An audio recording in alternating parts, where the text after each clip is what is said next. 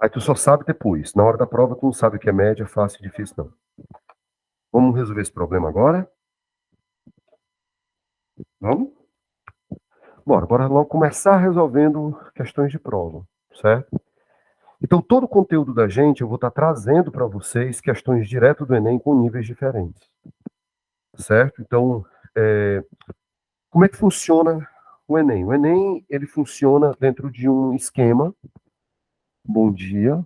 O Enem, ele funciona dentro de um esquema onde existem três lógicas para a gente poder pensar na prova. A primeira é o conteúdo, isso é indiscutível.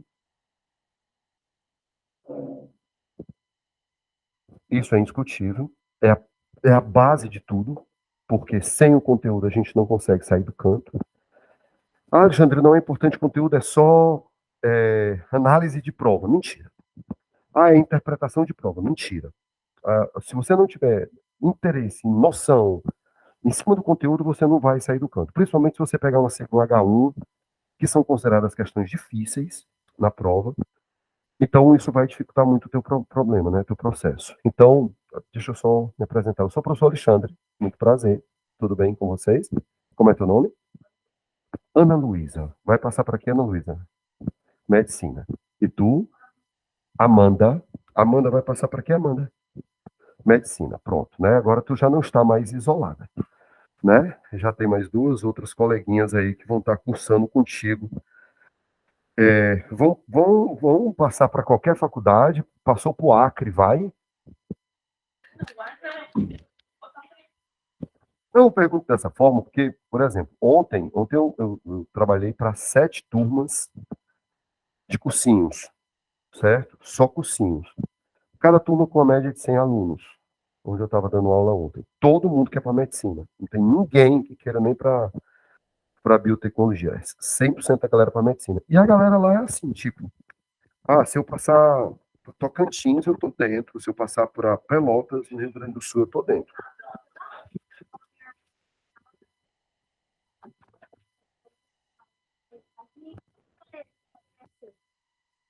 Somente em particular.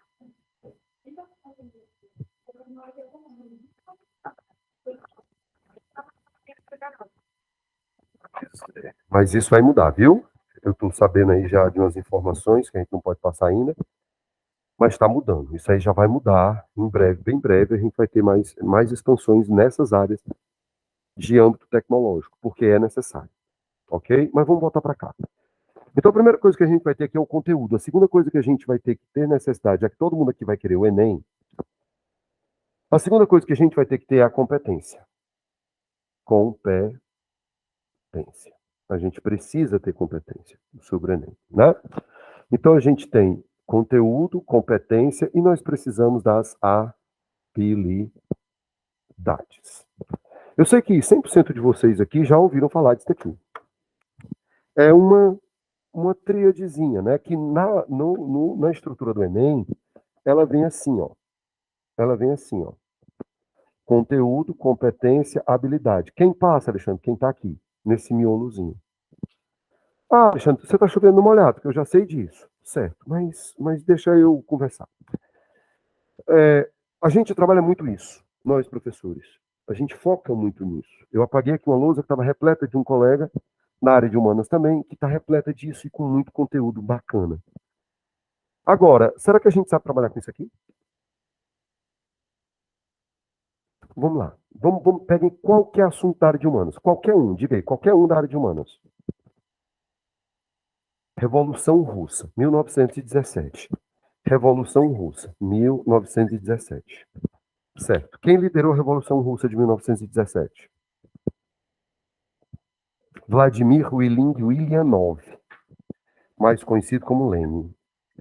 Ele era bolchevique ou ele era malchevique? Não era manchevique? Não, então ele era bolchevique. Certo? Ele conseguiu, deu certo, deu, ele venceu, ficou no poder? Não ficou no poder? Ele morreu? Todo mundo morreu. É. E quem ficou no poder? Joseph Stalin fica no poder. Beleza. Mas ele ficou no poder ainda. O Lenin, né, teve um processo, montou aquela coisa toda. Repare, você acha que isso aqui vai cair na sua prova? Nem na UES e nem na Unifor você vai cair nisso aqui, porque isso aí só cai na segunda fase. Cai para ele. Para tu não cai, não. Entendeu? Agora, esse tipo de informação ele vem, princesinha, mas ele vem aqui no texto. Então a tua prova do Enem, ela é dividida em 3 pedacinhos, muito bonitinhos, certo? A gente tem o texto, a gente tem o comando e a gente tem os itens, certo? Eu lhe garanto que não vai cair uma questão, nem na UES na primeira fase, quando foi, quem foi, para que foi. Agora, vamos pensar. O que foi isso aqui? Uma tomada de poder. Eu posso chamar isso de revolução? Eu posso chamar isso aqui de movimento social? Eu posso chamar isso aqui de agitação social? Eu posso chamar isso aqui de transformação social? Tudo é a mesma coisa? A base dessa mudança aqui, a base dessa mudança aqui, é uma base de mudança que ela vai gerar uma transformação maior na política, na economia, na sociedade, no usufruto de tecnologias, em tudo, na so... E a gente muda a estrutura dos kulaks de trabalho, deixando o mundo totalmente de ser feudal, porque as últimas estruturas de feudo estão aqui, para ter uma nova estrutura, que era uma estrutura de trabalho coletivista, controlado pelo Estado.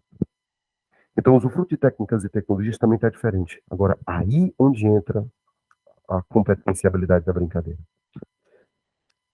O que é que eu vou querer dessa questão? Como é que isso aqui pode vir na nossa prova? Então, eu tenho 6 competências. Eu tenho 6 competências. Eu tenho a competência 1, a competência 2, a competência 3, a competência 4, a competência 5 e a competência 6.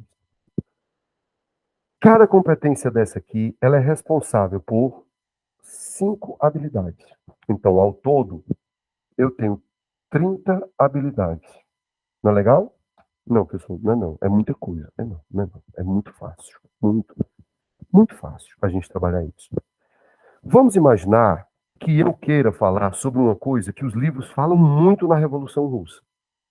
Modificação do sistema de trabalho. Certo? Mudou o sistema de trabalho aqui? Mudou. Foi uma das coisas que mais a Revolução Russa gerou. Foi a modificação do sistema de trabalho. Se eu estou falando sobre sistema de trabalho, eu estou falando da competência 4. Eu estou falando da competência 4. A competência 4 fala sobre técnicas e tecnologias e o processo do trabalho. Aí você vai dizer assim, Alexandre, o que é que isso tem a ver? Muito simples, isso tem a ver que como o comando pede para eu trabalhar com trabalho, pode vir isso aqui. Pode vir a Xântua na Idade Média. Pode vir o sistema de irrigações, né? Os impérios teocráticos de regadio do Egito e da Mesopotâmia. Pode vir o sistema de produção no Neolítico. Alexandre, pode cair pré-história, pode cair qualquer coisa que fundamente a ideia do trabalho. Então, se eu vou pegar uma questão que fale sobre competência 4, que ele vai falar sobre o atributo do trabalho, ele pode vir sobre as greves aqui do Brasil de 1917, pode vir Fordismo, pode vir Taylorismo, pode vir as greves que aconteceram na Europa, especialmente o movimento da formação da Comuna de Paris em 1871. Agora, e se eu não quiser nada disso? E se eu quiser simplesmente pegar aqui e pegar um texto do Lenin, que ele escreveu, e quiser perguntar qual a linha de pensamento do Lenin, pode também? Pode. Entra como trabalho? Não entra como trabalho. Sabe por quê? Porque o que você pensa é uma produção sua. E tudo aquilo que o ser humano produz, nós chamamos de quê? Cultura. Aí eu já saio da competência 1, da competência 4 e vou para a competência 1, que é cultura. Aí você diz, Alexandre, certo. Mas se eu quiser falar sobre a participação do cidadão, da revolução em si, se eu quiser falar do processo participativo, do movimento, como a gente está colocando, vai ser o quê? Vai ser competência 5, que fala sobre cidadania e democracia. Está ficando claro para vocês a ideia? Então, cada vez que eu pego dentro do mesmo conteúdo que vocês trabalharam e mudo o que eu quero tirar daquele movimento, eu mudo a competência. Então, Alexandre, deixa eu só entender. Eu só preciso, para o Enem, saber as 6 competências? Só. Se você tiver a noção das 6 competências, você pode pegar todos os conteúdos da história, da geografia, da filosofia e da sociologia e colocar dentro de caixinhas. Alexandre, acho infinitamente mais fácil. É como se você tivesse um estojo, um armário, aonde você fosse organizar a sua mente. Eu fiz curso de memorização. E eles chamam, tem vários sistemas. O que eu uso é uma coisa chamada Archipel, que é uma memorização através de ilhas do conhecimento. Então, eu tenho ilhas, onde dentro daquelas ilhas tem o conhecimento que eu quero colocar. Eu divido as minhas ilhas por séculos. Então, quando você diz assim, século, sei lá, século XVIII, aí a minha mente já vai de 1701 a 1800, o que aconteceu no chamado século das luzes. Tudo que aconteceu ali, toda a estrutura que aconteceu, eu guardo, eu jogo a informação ali para dentro. É como se eu estivesse propondo para vocês aqui pegar todo o conhecimento de humanas e dividir em 6 caixas, ou 6 ilhas. E você vai colocar tudo ali dentro. Então, você está estudando um conteúdo. E, de repente, esse conteúdo que você está estudando, a Revolução Russa, tem trabalho, você joga dentro da caixa 4. Tem participação política, movimento, o Domingo Sangrento, pá, tu joga na competência 5. Tem textos de linha de pensamento do cara, pá, taca na competência 1. Então tu começa a pegar o conteúdo que tu está lendo, que tu está estudando, e começa a compartimentalizar o conteúdo. Na hora que a prova vier, ele só vai te perguntar isso. Não tem outra coisa para ele te perguntar. Tá certo? Então eu estou propondo a vocês que a gente divida o nosso conteúdo de humanas em 6 caixinhas. Já facilita a brincadeira. Certo, Alexandre? Entendi. Aí a proposta que você está colocando. Depois disso, o que é que a gente vai fazer? Aí a gente vai descobrir o que é média, o que é fácil, o que é difícil. Isso é muito simples também. Aí já não é mais a competência. Aí a gente já vai para a habilidade. A habilidade é a capacidade que você tem de fazer alguma coisa. Simples, tá certo? Assim? Vamos lá. Eu estou aqui rodando esse pincel nos meus dedos. Isso você consegue? Consegue? Pega.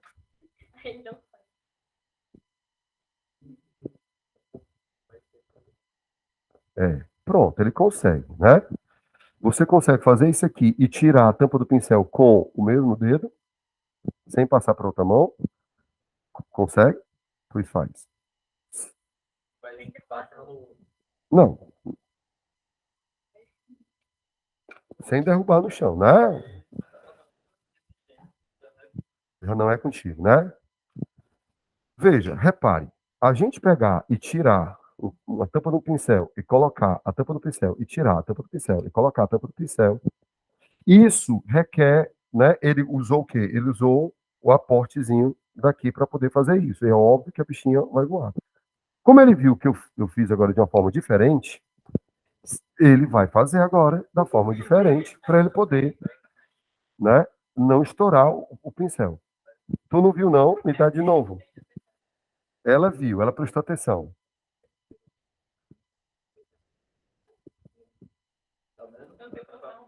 Não, é fácil, ó. Não, não, não. Usa o nome correto. Eu tenho o quê? Habilidade. Então, a habilidade é algo que a gente conquista com o tempo. A habilidade é algo que a gente conquista com o tempo. Todo mundo tem a capacidade? Tem. Ser humano, tem telecérebro altamente desenvolvido, dedo polegar opositor, é bípede, então você consegue. Entendeu? Essa capacidade que você tem, inteligível de agir dentro de uma sociedade, lhe dá a possibilidade de, através da repetição, da imagem, da conduta, você conseguir fazer tudo. Entendeu? Não há nada que outro humano consiga fazer que você não tenha essa capacidade. Pode demorar mais ou pode demorar menos.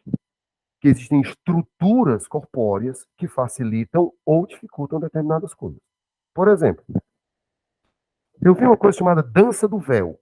Aquilo me impressionou muito. Era um homem dançando e tirando mais de 1000 véus que ele estava vestindo. Ele passa mais de 20 minutos rodando. E eu não acreditei que o cara estava fazendo aquilo. Quando ele terminou, e pegou o nosso dinheiro, porque estava na apresentação que ele estava fazendo, foi ao vivo. E quando ele terminou, eu perguntei, né? Pois, você aprendeu isso quanto? Ele disse, só se aprende essa dança até os 3 anos. Depois dos 3 anos, o teu cérebro ele começa a funcionar de uma forma tal que se você tentar, você fica tonto. Então você tem que adaptar já o teu cérebro até os 3 anos. Mas a questão é, qualquer humano consegue? Se ele ganhar essa habilidade até os 3 anos, qualquer humano consegue. Certo? Então é aquela questão. Todo mundo consegue fazer tudo, desde que tenha interesse em fazer. Isso nós chamamos de habilidade. O Enem, ele vai dividir as habilidades para que você tenha a capacidade de fazer.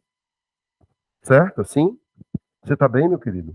Prazer, eu sou o professor Alexandre, você é o Antônio. Você está bem, Antônio? Certo. Você está ansioso por mais tarde, Antônio? Hein? Tá? Para a gente ver se aquele técnico novo resolve a situação. Você vai ao jogo mais tarde, Antônio? Vai aniversário da sua avó. Você faz muito bem. E eu vou para sofrer, tá certo? Eu tô lá, estarei lá mais tarde, né? É, firme e forte. Firme e forte. Eu não sei como é que vai estar o meu time mais tarde, mas vai dar certo. Repare bem, repare bem. A habilidade é a capacidade que você tem de resolver problemas. Toda resolução de problemas, ela parte de uma conduta. Toda conduta é uma ação, toda ação é um verbo. Concorda comigo? Então, vamos brincar com o verbo. Me indique onde é que fica a saída. Isso é fácil, médio ou difícil? Por quê? Não, não, não, não. Eu estou lhe perguntando. É fácil você me dizer onde está a saída? A saída dessa sala. É fácil? Indica para mim uma luz. Indica para mim o computador. Indica para mim um sapato. Você consegue indicar tudo tão fácil. Por quê? Porque eu estou inteligente? Não, porque o verbo é fácil. Indicar. Qualquer criança consegue indicar. Não é, Antônio? Qualquer criança consegue indicar. Alexandre, a coisa está muito boba. Calma. Vamos lá. Indicar é uma coisa fácil. Agora vamos prestar atenção. Compara para mim essa porta daqui com a porta da entrada do curso. Compara. Faça um texto comparativo entre a porta daqui e a porta de entrada do curso. E agora, doutora, fica mais fácil? Comparar essa porta com a porta de entrada? Dá para fazer? Dá para você me dar um indicativo dessa comparação? Pode ser positivo ou negativo. Pronto, uma de vidro, outra de madeira. Já é um processo de comparação. Entre indicar e comparar, qual dos dois verbos é mais fácil? Indicar é mais fácil. Comparar é mais difícil. Bom, eu vou fazer um terceiro verbo. Analise para mim a importância de cada uma dessas portas?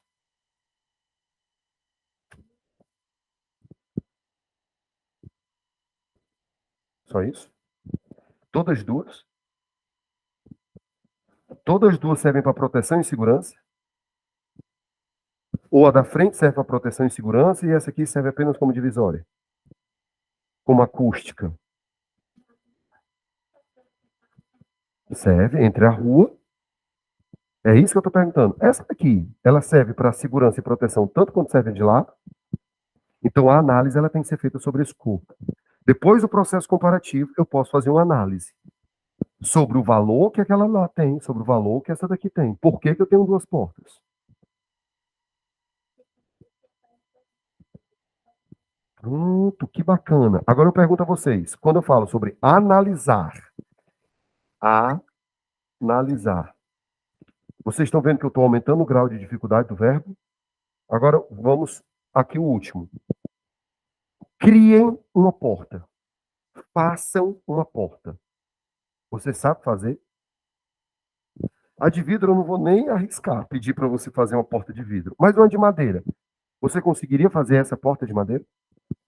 Sentar, colocar no canto, hein? E agora, criar uma porta de madeira. Dá certo?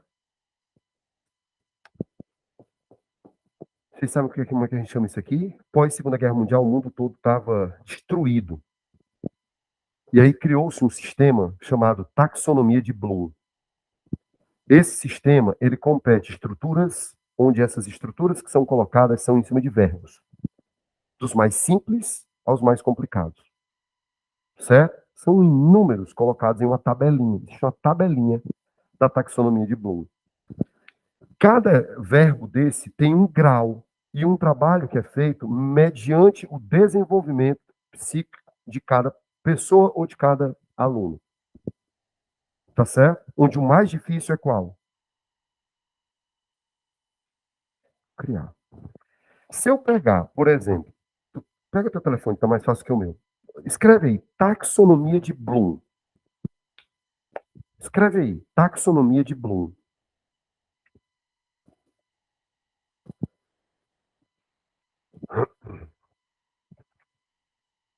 Escreveu? Vai aparecer uma tabelinha coloridinha, lado a lado. Olha nessa lado a lado aí. Viu? Qual é o último na tua direita? Criar. Embaixo tem o que mais? Inventar. Legal, né? Anterior a ela, a sétima coluna. Avaliar. A sexta coluna. Olha aí. Que legal. Isso é a base do Enem, que eu estou mostrando aqui para vocês, como ela funciona. Então, princesinha, o professor quer dizer que se eu pego uma prova e o comando da questão, que vai estar sendo alimentado por essa estrutura aqui, ele mandar indicar, a questão é o quê? Se ele pedir para eu comparar, analisar, a questão é. Se ele pedir para eu criar, não existe. Aí você vai não existe, professor? Não. Para criar é muito difícil. A gente só cria quando vai para a faculdade. Mas ele pede em uma única prova para você criar. Por isso que ele te dá 1000 pontos por essa criação. Isolado. Tá fazendo sentido agora para vocês? O que eu estou falando aqui para vocês não é nada que eu tenha inventado, não, gente. Eu sentei e estudei a prova. Só isso que eu fiz. E eu estou dizendo para vocês que tem um caminho infinitamente mais fácil para você aumentar a sua nota. Se a sua já é boa, vamos fechar essa prova de humanas. Então você não vai mais se esperar, princesinha, que a prova termine para você ir lá no banco de questões para você saber o que é médio, o que é fácil, o que é difícil. Princesinha pegou uma questão que tem 2 textos. Essa questão é o que, bebezinho?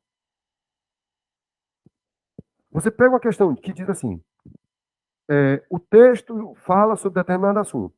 Diga o que. Fale do texto. O texto indica, o texto cita.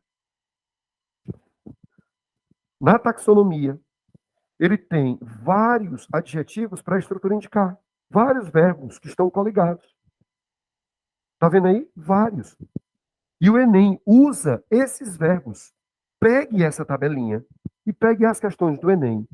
E você vai encontrar, você vai grifar as questões. Aí você diz, pelo verbo, Alexandre, eu já sei que é média, fácil e difícil? Não, você já tem uma noção dessa ideia. Na verdade, para uma questão ser considerada média, fácil e difícil, eu estou só o resto, por isso que eu estou com N95.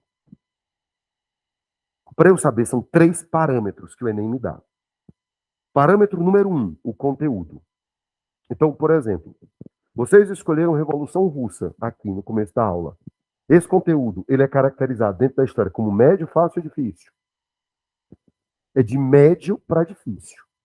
Médio para difícil. Por quê? Porque ele não é muito trabalhado. Exatamente isso. Exatamente isso. Então, Alexandre, eu posso ter uma dimensão sobre a ideia de como a coisa funciona? Por exemplo, desenvolvimento técnico e tecnológico na geografia. Existe possibilidade de um professor de geografia não trabalhar esse conteúdo? É quase impossível. Mas por quê? Porque é muito abordado, é muito trabalhado. Os professores trabalham o desenvolvimento técnico e tecnológico, o desenvolvimento tecnológico, a urbanização, a ruralização. Pronto. Técnica e tecnologia é C2H6. É a competência 2, habilidade 6. É a que mais cai em geografia. Não tem para onde correr. Estou dando um exemplo aqui para vocês. Agora, ela é fácil, tio? É. Que ela entra como indicação, citação, alguma coisa desse tipo. Nada além disso. Agora, se você tem um conteúdo fácil, cai reforma agrária em geografia. Cai globalização em geografia. É conteúdo fácil? Fácil. Então eu tenho parâmetro número 1, fácil.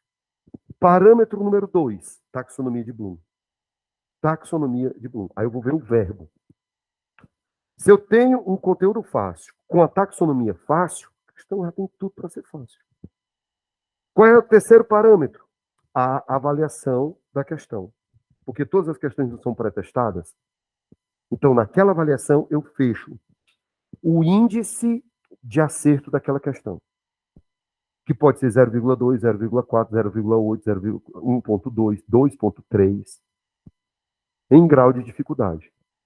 Existe uma coisa chamada microdados do Enem. Se vocês quiserem, depois eu mostro. Gente, tudo isso que eu estou falando aqui para vocês, eu tenho tabela disso daqui, eu tenho uma apresentação de data show, do curso para professor. Olha, eu digo para você que você vá no site do INEP. Eu pedi para você dar uma olhada na taxonomia de Bloom, mas todas as palavras que eu estou usando aqui para vocês, eu garanto a vocês, sob pena de rodar minha cabeça, não é aqui no Believe, não, é rodar minha cabeça em Fortaleza e fora de Fortaleza, onde eu trabalho, porque eu sou chamado hoje para dar curso ao professor. Sobre como é que funciona essa brincadeirinha aqui, tá certo? Nada é fruto da minha imaginação. Então, dentro dos 3 parâmetros que a gente tem aqui, a gente fecha uma nota de questão. Alexandre, então, para eu poder ter a certeza da nota da questão só depois da prova. Mas eu já tenho mais de 90% de certeza se ela é média, fácil, difícil. Isso facilita o que a minha vida? Não perder tempo em questões que são médio para difícil. A cor da prova pode gerar uma não aprovação para você. Por exemplo, quem fez o último Enem, pegou prova azul, se ferrou. Porque as questões mais difíceis estavam no começo da prova. Até isso a gente analisa. A amarela, o último Enem. A amarela e a branca estavam as melhores. Então, assim, quando você pega, agora você diz, Alexandre, não, é randômico o processo. Você só vai saber depois que a prova termina. Agora, quando você está na prova, você já vai vendo. Gente, tinha uma questão de matemática na prova azul, ou algumas questões no começo da prova de matemática, estavam matando. O aluno ia perder tempo naquelas primeiras questões, e quando chega da 40ª para frente, só tinha questão fácil. Só que o aluno não tinha mais o quê? Tempo. Aí ele erra as fáceis e acerta as difíceis. O que é que acontece com o TRI dele? Vocês estão. Não é fazer trás para frente, é você pegar e usar isso que eu estou dizendo para você aqui. O que eu estou tentando colocar para vocês, turma, é algo que eu aprendi e que. Desculpa a minha estupidez, mas não tem como dar errado. Não tem como dar errado. A coisa ela não é difícil sobre hipótese nenhuma. Se você conseguir entender o que é médio, o que é fácil, o que é difícil, você vai ter a plena capacidade de, na hora da prova, bater em menos de 30, bater o olho. Tu vai bater o olho, tu vai pular para a questão ou vai fazer a questão.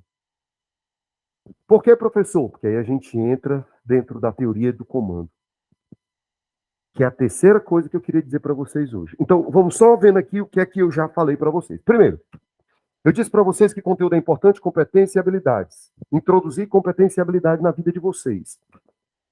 A competência é a capacidade de nós dividirmos todo o conteúdo em cima de caixinhas. 6 caixinhas do conteúdo. Tia, onde é que eu pego todas essas habilidades? No site do INEP. O senhor não tem, não? Tenho. Eu tenho tudo. Ali dentro daquela minha mochila, eu tenho até a cobra mágica, eu tenho ali dentro. Mas eu vou deixar vocês darem uma pesquisada no que eu estou dizendo, porque vocês estão me conhecendo hoje a primeira vez, eu estou trazendo uma porrada de informação que parece ser nova. E você vai sair daqui desconfiado. Mas será que aquele cara está mentindo para a gente? Será? Vão dar uma lida. Quando for semana que vem, vocês vão chegar aqui e dizer, professor, e como se eu passar os seus slides para eu dar uma olhadinha? Tem. Escuta. Competência, cada competência é responsável por um conjunto de conteúdos. A habilidade é a tua capacidade de fazer alguma coisa, de agir sobre aquele conteúdo. Então, isso vai estar relacionado diretamente à estrutura do comando. Tio, o que é o comando? É o que você efetivamente vai ter que fazer em uma questão. Efetivamente vai ter que fazer em uma questão. É o comando da questão. Então, qual a coisa mais importante em uma questão? O comando. Existe possibilidade do comando ser desconecto do contexto no Enem? Zero.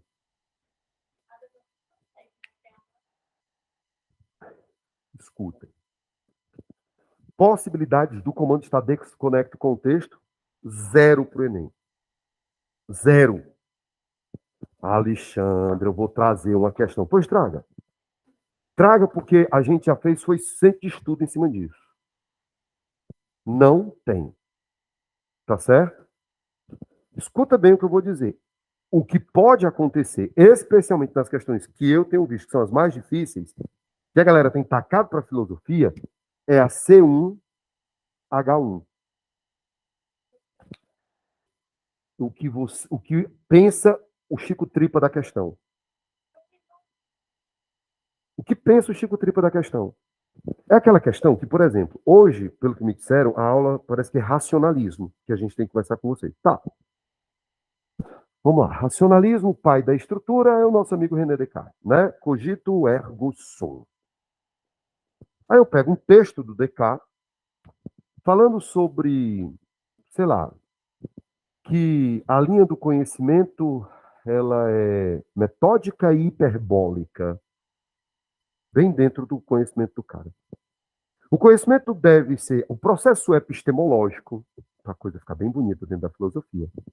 O processo epistemológico, ele tem que ter um método, tem que ser metodológico e hiperbólico. Ponto.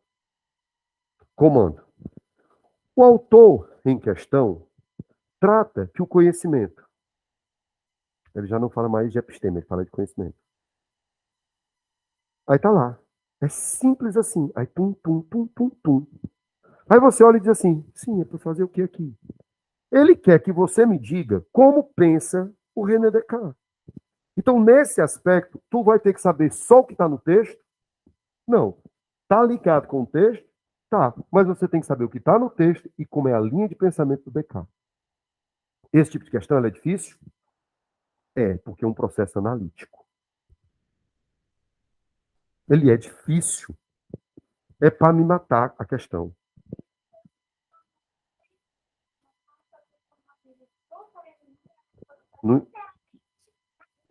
Não, não existe. Indique.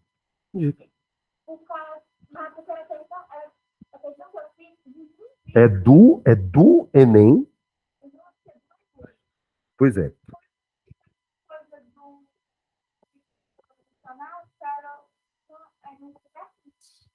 Bebezinho, 100% das questões, 100% delas, trabalham dessa forma. Se não tem, não é uma questão do Enem. Pegue, traga, que a gente mata a questão aqui fácil.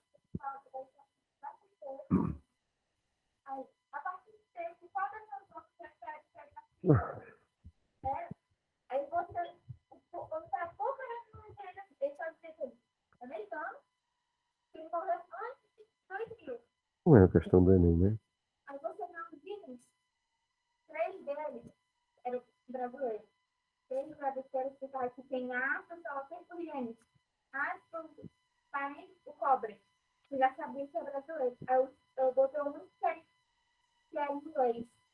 Isso era em linguagens, né? Certo. Agora presta muita atenção no que eu estou colocando aqui para ti. Eu estou tratando isso aqui, Alexandre, todas as questões de todos os centros, linguagens, humanas, natureza e matemática, trabalham com isso aqui, 100% delas. Claro que as competências de humanas são uma, as competências de natureza são outras, as competências de matemática, as competências de linguagem são diferentes. Tá certo? Então, a gente vai ter que ver qual é o centro para a gente poder trabalhar em cima daquilo ali. Mas elas não fogem a essa estrutura que eu estou tratando aqui. Não tem como fugir. E usa isso aqui, e usa isso aqui, não tem para onde correr.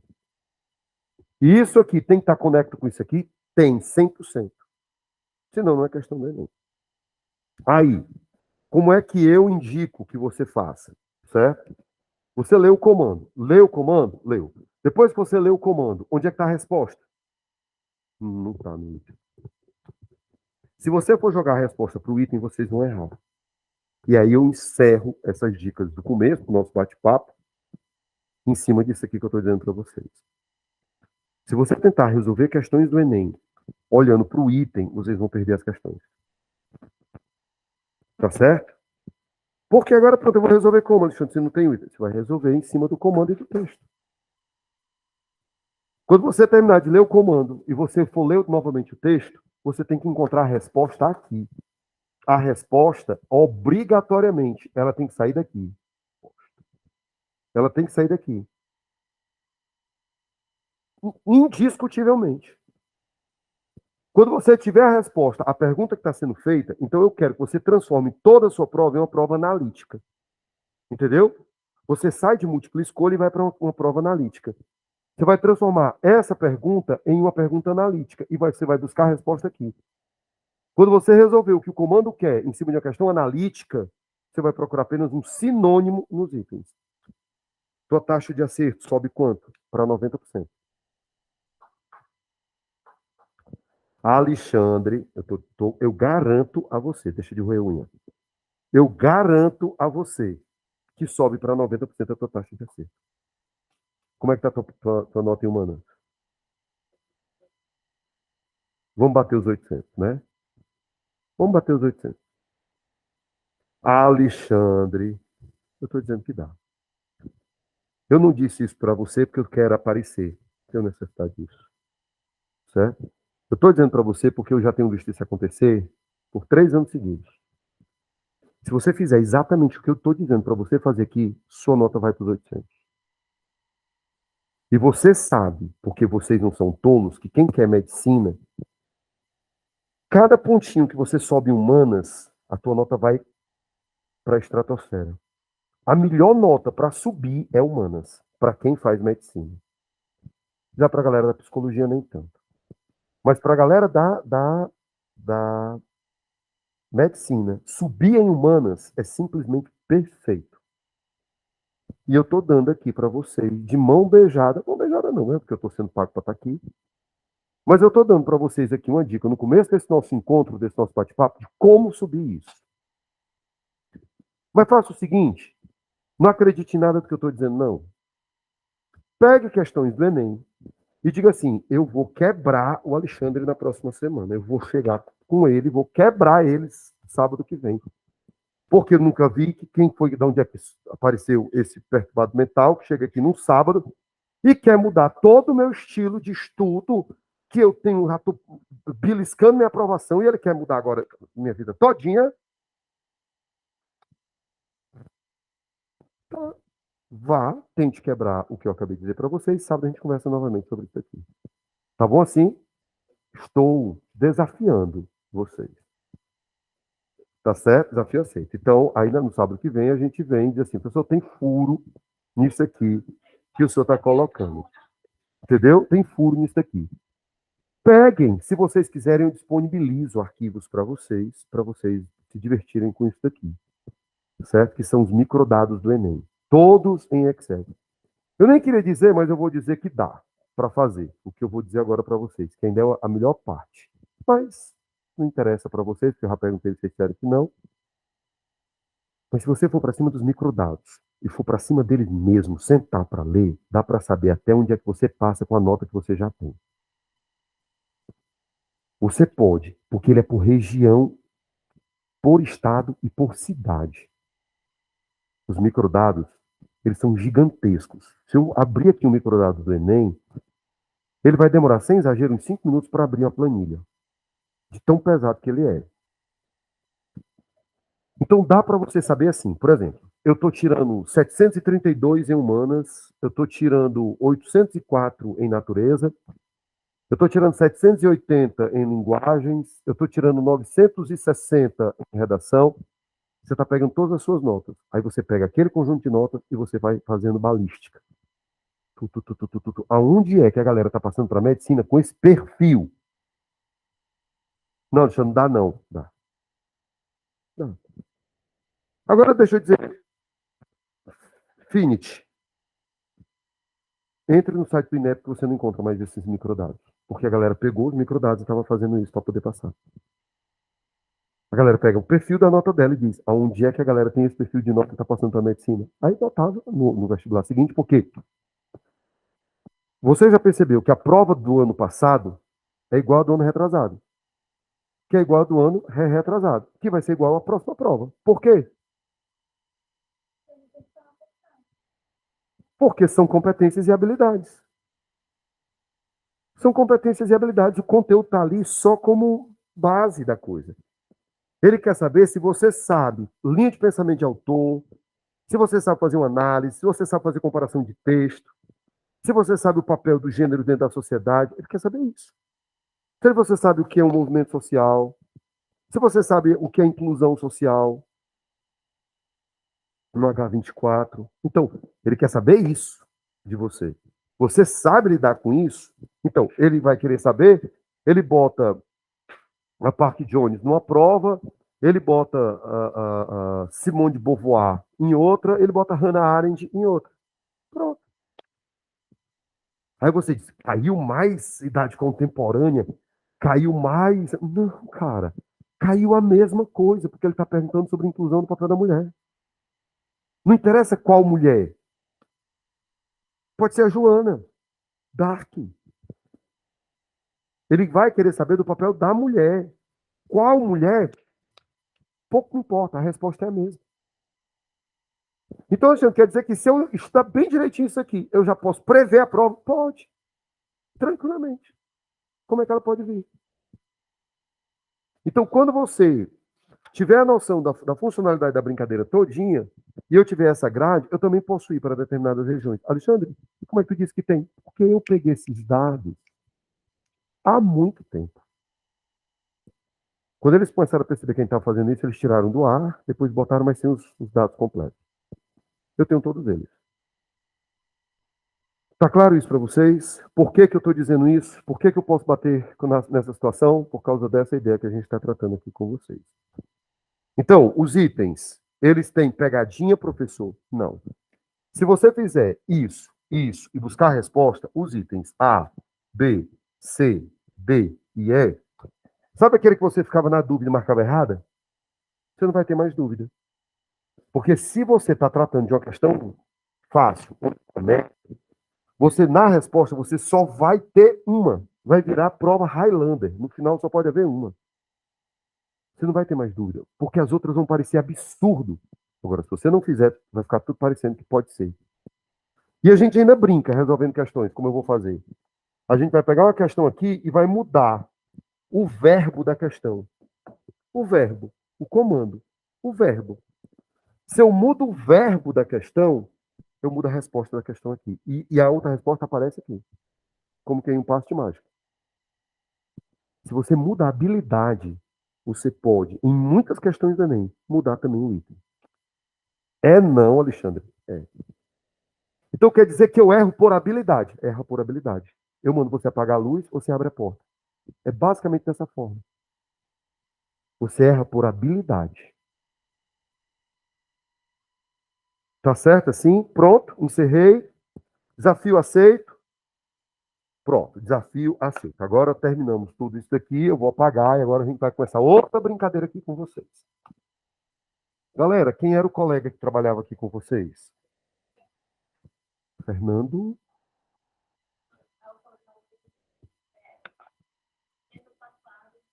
Ah, eu sei quem é o Fernando. É um é, é. Eu sei que é gente boa, o Fernando. Foi meu aluno. Show, show. Ele é show de bola. Show, show de bola. Certo? Bom, então assim, é um desafio ficar no lugar do Fernando, certo? Mas vamos tentar ver aqui como é que a coisa funciona, beleza? Bom, a gente vai trabalhar com vocês. Deixa eu ver aqui. Isso aqui é a apostila de vocês.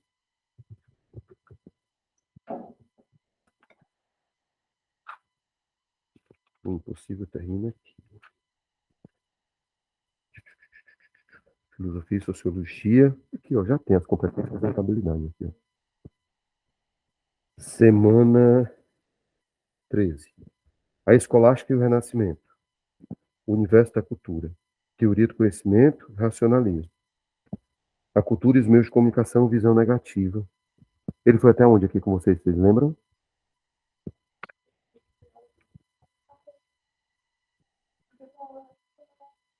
Teoria do Conhecimento, Racionalismo. Não é isso? A parte ruim. Ah, a visão negativa, né? Os meios de comunicação. Eu disse que é a parte negativa da cultura, que não tem. Mas beleza. Deixa eu dar uma olhada aqui. Onde é que ele começa aqui? 163. 163. 163. 167. 163. A dúvida metódica que eu falava aqui para vocês, a existência de Deus, e terminou o conteúdo.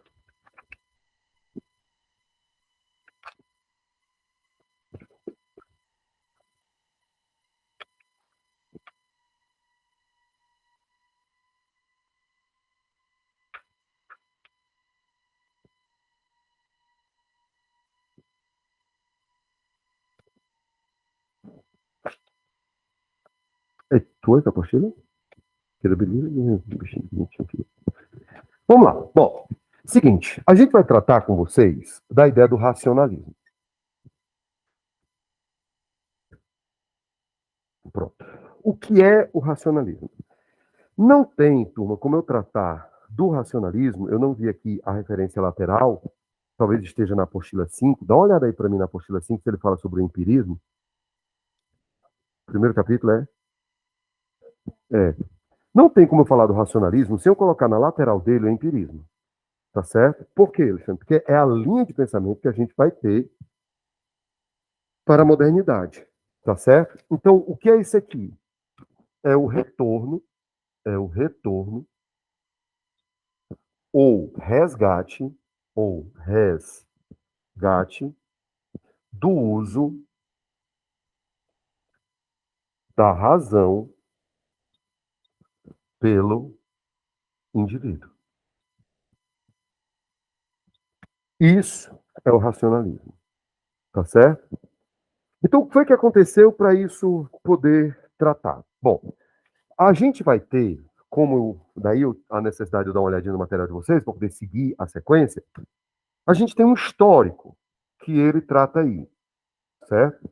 Dentro desse processo histórico, é fundamental que a gente resgate com vocês algo que já foi estudado, que é o pensamento medievo, que é o pensamento medievo. Dentro do pensamento medievo, a gente vai ter duas grandes linhas do pensamento da Idade Média, e aí a gente está tratando, obviamente, do conteúdo em nível ocidental, certo? E o pensamento medievo, ele vai se estabelecer em cima de duas estruturas básicas. Primeiro, a gente tem a patrística. Segundo, a gente tem a escolástica. Alexandre, qual a importância disso aqui? A entrega do poder a Deus. Tá certo? Então, tanto em um quanto em outro, a ideia é de que Deus está no poder. Tendo em vista que a patrística e a escolástica, ambas são ligadas à religião. Tá certo? A patrística mais ligada a um pensamento do Platão e a escolástica mais ligada ao pensamento do Aristóteles. Tá certo? Lá vai. Alexandre, o Aristóteles. O Aristóteles ele é mais empirista. O Aristóteles ele é mais ligado ao empirismo. Então ele busca a prova palpável e tangível para tudo aquilo que está exposto dentro de um conjunto social, que era o que a escolástica tentava tratar. Já a patrística não é que ela seja empirista ou que ela seja racionalista. Eu não posso tratar de Platão dessa forma. Platão ele é mais racionalista do que empirista. Então, se ele é mais racionalista, ele acredita que o conhecimento ele é inato ao próprio indivíduo. Você já nasce com a estrutura do conhecimento. Como Descartes vai pensar. Certo? O pai da brincadeira racionalista é o nosso amigo René Descartes. O pai da brincadeira é o nosso amigo René Descartes. Ele passa a tratar a ideia de como funciona, de uma forma direta, a estrutura do racionalismo moderno, que a gente vai ter a partir do século XVI. E ele vai resgatar essa estrutura da episteme que está aqui sendo colocada, certo? Essa galera coloca a episteme nas mãos de Deus, o conhecimento nas mãos de Deus.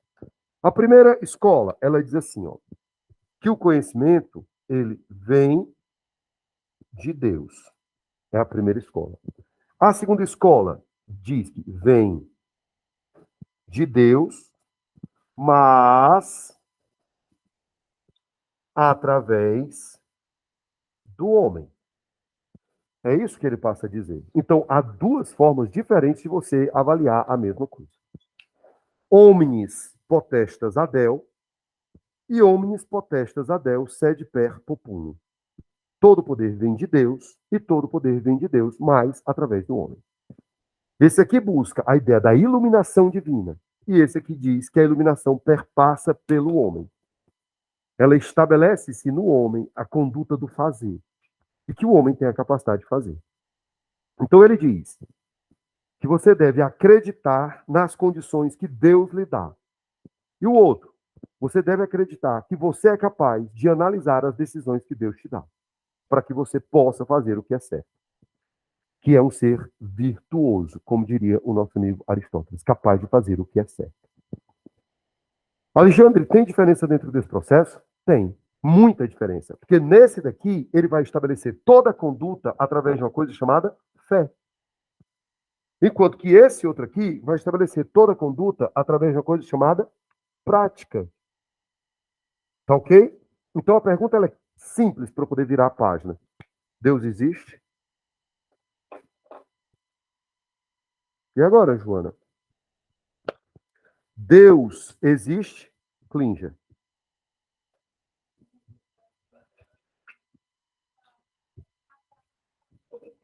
Presta atenção, presta atenção. Todos dois dizem que Deus está no poder. Então, para a escolástica, Deus existe também. Eu pergunto, olhando de forma epistemológica, Deus existe? De forma epistemológica, Deus existe?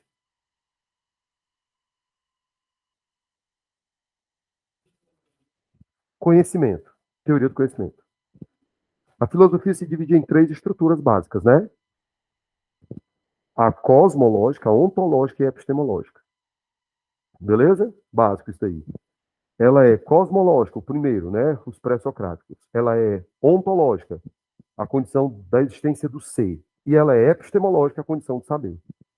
A gente, no Ocidente, trabalha basicamente com a epistemológica, certo? A partir da escola socrática para frente, a gente trabalha basicamente com a epistemológica, certo? Então vamos olhar para cá. No primeiro, eu digo que Deus existe, e você me responde, Deus existe. Prove. Aí você diz assim, Deus está aqui, tão certo quanto eu respiro, tão certo como amanhã que se levanta, tão certo como eu te falo e tu pode me ouvir. Não é assim que a música diz? Deus, Deus está aqui. Você acredita, se você quiser. Feliz daquele que acredita sem ver. Isso é agostiniano. Ok? Isso é agostiniano. É a estrutura de todo poder vem dele, e eu não discuto. Deus existe? Existe. Prove que ele existe. Aí você olha para mim e diz assim: provo, eu provo que Deus existe. Você pensa, Alexandre? Pensa. Racionaliza? Sim. Então, se você tem essa capacidade, você tem a capacidade de viver através do tempo. Sim. Então, se você vive através do tempo, como é que você conseguiu fazer isso?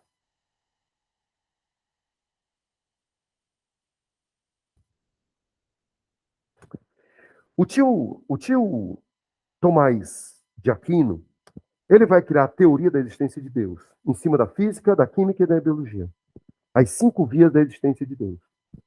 E ele vai passando sobre todas elas. Hoje, ele faz isso no século XIII, hoje a teoria dele foi praticamente toda quebrada. Por exemplo, ele diz que Deus, para poder existir, para eu poder estar aqui, é porque houve a necessidade de ter o meu pai, minha mãe, meu avô, minha avó, meu bisavô, minha bisavó, e assim volta, volta, volta, mas quem foi o primeiro homem? Quem foi o primeiro animal? Quem fez com que tudo fosse gerado? Aí ele fala que há necessidade de um motor que por nada tenha sido movido, mas que tenha movido-se a partir do nada.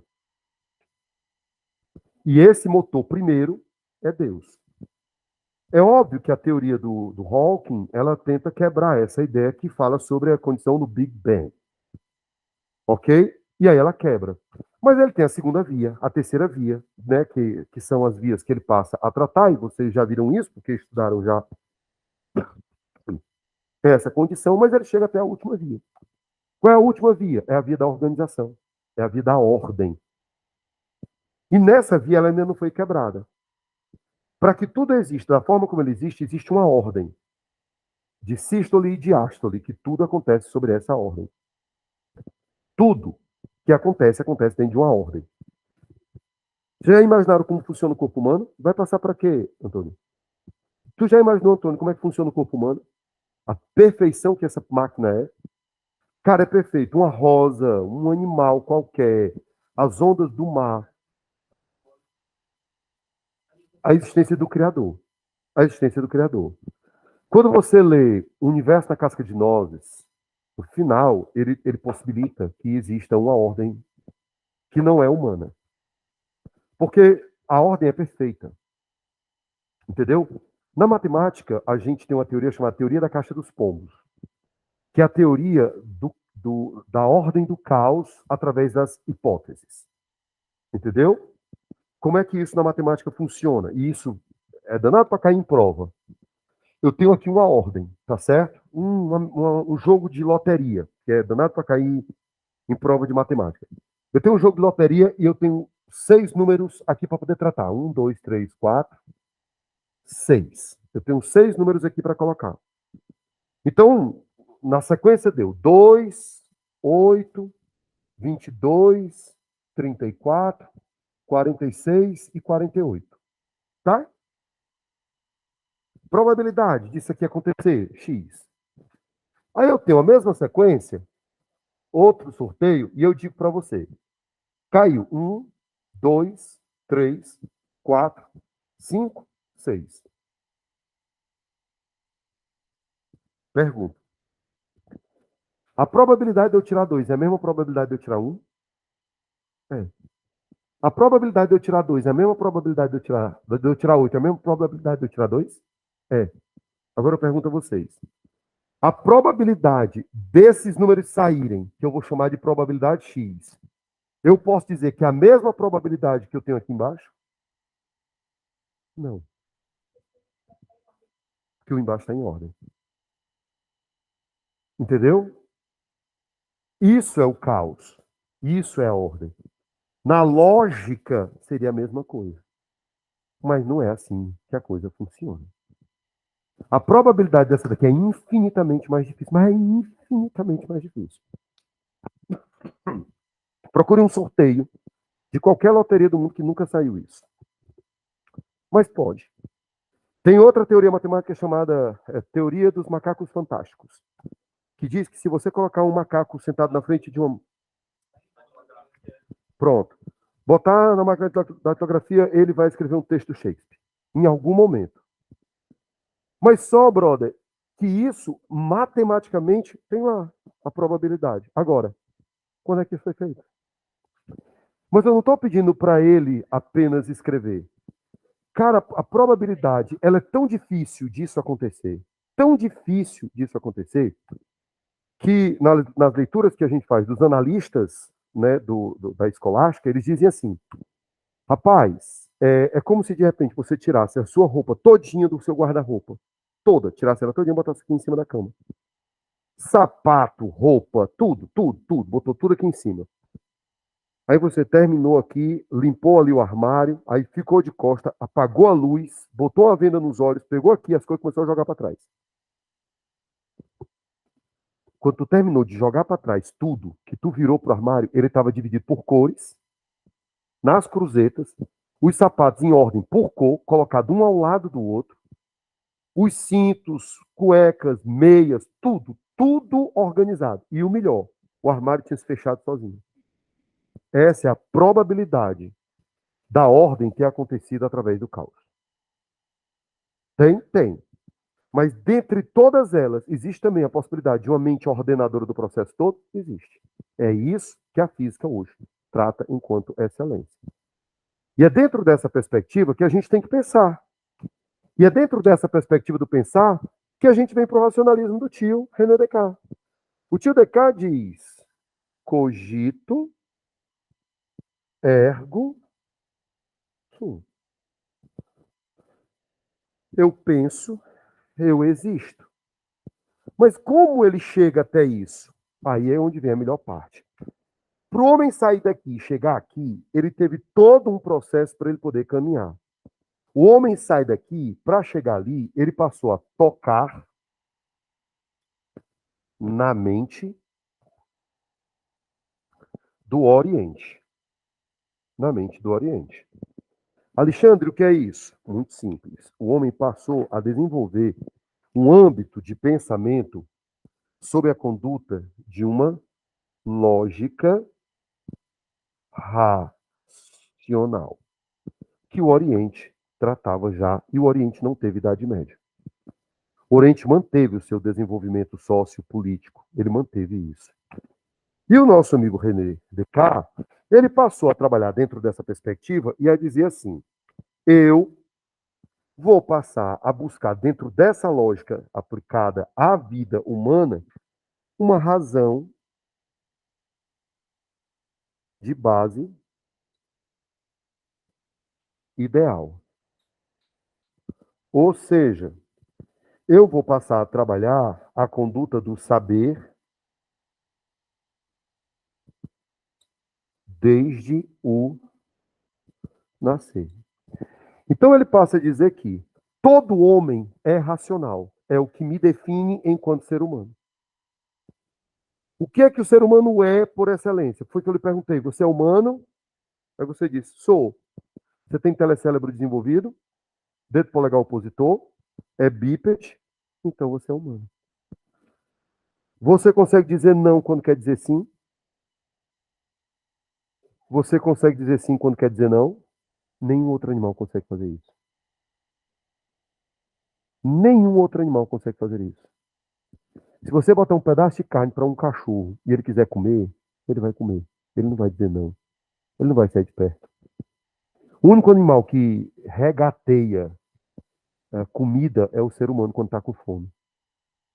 Certo? São dois padrões que o ser humano tem. Ele não diz não ao alimento, ele não diz não a um prazer. Perdão.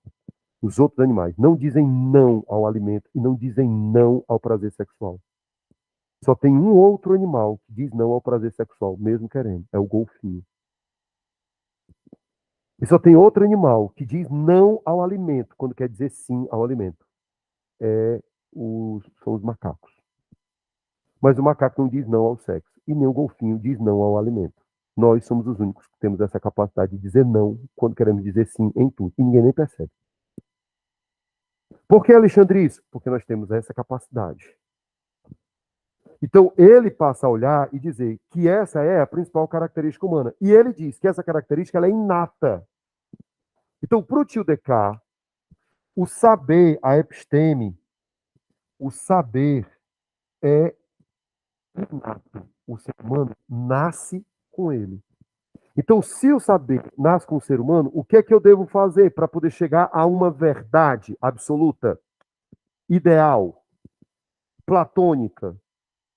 Eu devo sistematizar esse conhecimento. Então, ele diz que para eu saber, eu tenho que gerar uma dúvida. Mas não é uma dúvida qualquer. Eu tenho que gerar uma dúvida metódica. Eu devo gerar uma dúvida metódica.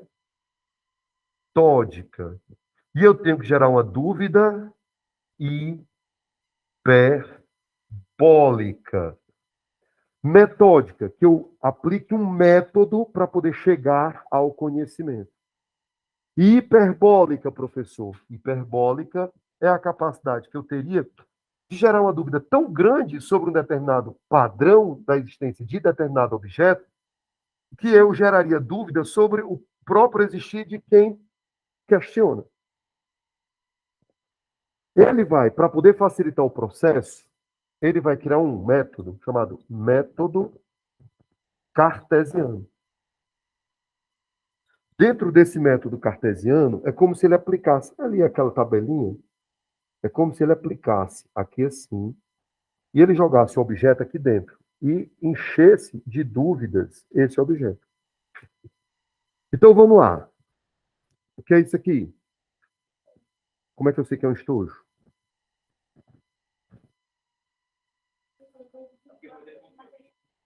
Porque foi por causa do material, só por isso?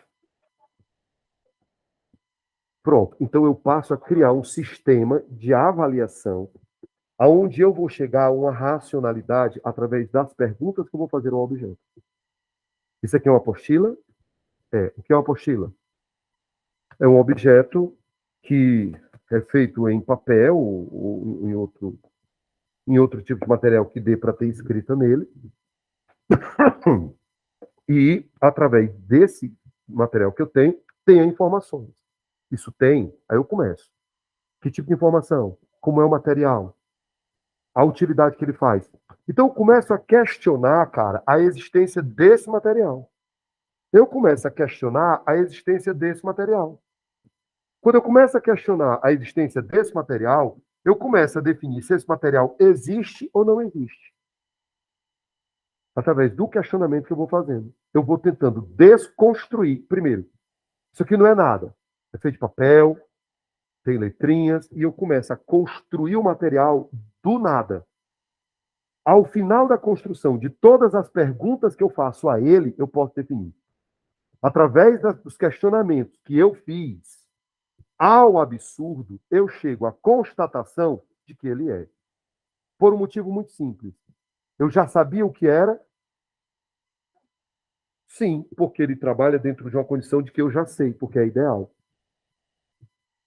Entendeu? Vamos pegar uma condição social. O que é um casamento?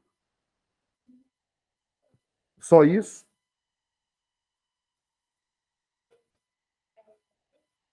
Não, não, não. O que é um casamento? É uma união entre duas pessoas. Só isso? Isso, olha aí. Pronto. Então eu vou criar a ideia do casamento perfeito. Entende? Se eu tenho um casamento perfeito, esse aqui é o ideal.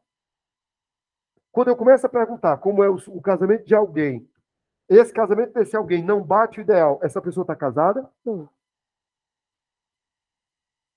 Se eu já tenho a apostila ideal, o aluno ideal, o carro ideal, o time ideal, se ele não bate dentro da estrutura cartesiana, ele está fora. Mas eu sei disso através de quê? Porque eu sou o questionador. Agora vamos lá. O time existe? Não. Ele sabe que existe? O cachorro existe? Para ele? O estojo existe? Para ele, não. Para quem ele existe? Para quem questiona. Então, se eu tenho a capacidade de questionar, eu existo. Porque eu consigo saber se eu mesmo sou ideal. Porque eu me questiono. A partir do momento que eu me questiono e eu questiono os objetos, eu passo a dar valor e existência a tudo aquilo que me envolve.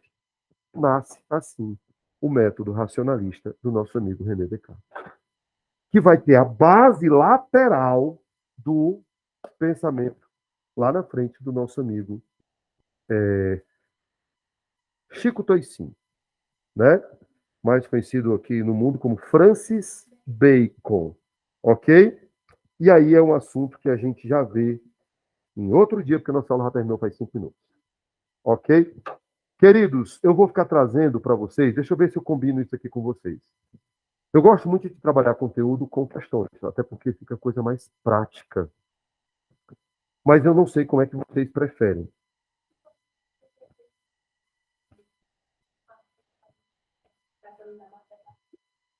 É assim, geralmente. Aí o professor faz uma abordagem simples do conteúdo e vai para as questões. Massa, perfeito. Então eu vou fazer isso já trazendo as questões do Enem. Para. Claro que vai, eu vou deixar tu sem fazer nada a semana todinha, só para tu me botar no canto da parede próxima semana. Ora, eu gosto é da briga, ok? Meus queridos, um forte abraço para vocês, um excelente final de semana, principalmente para o Antônio, que ele durma bem feliz hoje, viu? Eu vou estar lá.